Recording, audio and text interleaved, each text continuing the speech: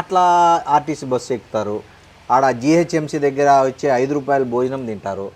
ఎందుకు అంటే మీ ఇంత సింప్లిసిటీ అనేది ఎట్లా వచ్చింది మీకు? అది నేను పెద్ద విచిత్రమని అనుకోవటం లేదు.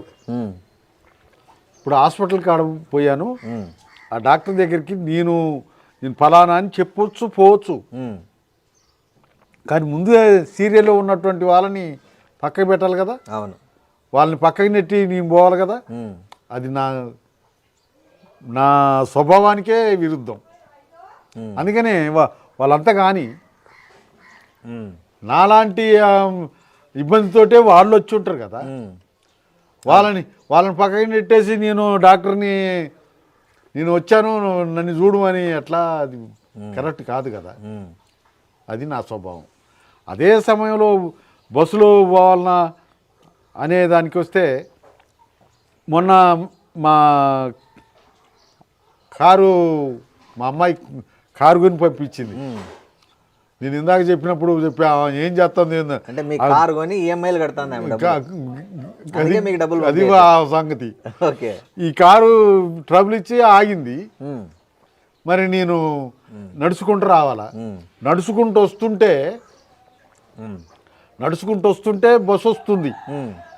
ఆ బస్సు డ్రైవర్కి నేను తెలుసు, బస్సు కండక్టర్కి నేను తెలుసు. వాళ్ళు అది స్టేజ్ కాదు, నేను ఆఫ్ చేయలేదు. వాళ్ళు నన్ను చూసి ఆఫ్ చేశారు. ఆఫ్ చేసి ఎక్కండి సార్ అంటే ఎక్కిళ్ళు ఎందు వచ్చా. బుల్లెట్ కూడా ఉంది సార్, రాయల్ ఎన్ఫీల్డ్ బుల్లెట్. అది దాని కథ ఏంది? ఈ కారు కన్నా ముందుగాలు నేను పార్టీ ఇచ్చిన బండితోటి తిరిగేవాడిని. సైకిల్ పోయిన తర్వాత బండితోటి తిరిగేవాడిని. మళ్ళా ఆ బుల్లెట్ నేను తిరగటానికి కానీ మరి మా అబ్బాయికి అవసరం అయింది కదా ఇటువంటి పోవటానికి అని చెప్పి కోఆపరేటివ్ సొసైటీలో లోన్ మీద తీసుకున్న దాన్ని. తీరిపోయిందా లోన్? అది తీరిపోయింది. ఎన్ని రోజులు పట్టింది? 2 సంవత్సరాల్లో తీరిపోయింది. 2 సంవత్సరాలు. నెలకు 2000 నెలకు 2000 చొప్పున. ఓకే. ఎన్ని సంవత్సరాలు అయింది సార్ బుల్లెట్ కొని మీరు? అది 4 సంవత్సరాలు అయిపోయింది. నడుపుతారా మీరు బుల్లెట్? ఇప్పుడు దాకా నడిపించిన, ఇప్పుడు నడుపుతాలేదు. ఇక కారు వచ్చింది కాబట్టి కారులోనే బయటికి. కారు మీరే నడుపుకుంటారా, డ్రైవర్ ఉన్నాడా? డ్రైవర్ మా చిన్న తమ్ముని కొడుకే నా డ్రైవర్. మీ చిన్న తమ్ముని కొడుకు. ఓకే. సో ఈ సైకిల్ ఎక్కడ పోయింది మీది? మీ బ్రాండ్ సైకిల్? నేను ఎమ్మెల్యే కాకముందు నుంచి సైకిల్ ఉంది.